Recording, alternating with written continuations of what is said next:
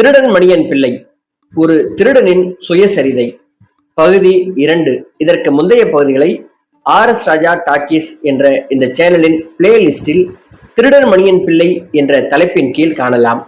1960, 1970களில் கேரளாவையே கலக்கிய தான் ஏன் திருட வந்தேன், தான் திருட போகும் பொழுது அந்த வீடுகளை எப்படி தேர்வு செய்வது, தன்னுடைய திருட்டிற்கு பின்னால் நடந்த சுவாரஸ்யமான விஷயங்கள், இப்படி அவருடைய வாழ்வு அனுபவங்களை பகிர்ந்து கொள்கிறார். இவருடைய வாழ்க்கையின் அனுபவம் உங்களுக்கு இந்த உலகத்தின் இருட்டு பக்கங்களை திறந்து காண்பிக்கலாம், சுவாரஸ்யமாக இருக்கலாம், கதறி கதறி அழ வைக்கலாம். தொடர்ச்சி. அப்பா இறந்ததுடன் ஊரில் நாங்கள் அனாதைகளானோம். சிறகு முளைக்காத சில பறவை குஞ்சுகள். அம்மா முந்திரி கம்பெனியில் வேலை செய்து கொண்டு வருகிற குறைந்த கூலியை வைத்து பசியை போக்க முடியவில்லை. ஊரில் அப்போதெல்லாம் கோவிலுடன் இணைந்துதான் திருமணங்கள் நடக்கும். எல்லா திருமணங்களுக்கும்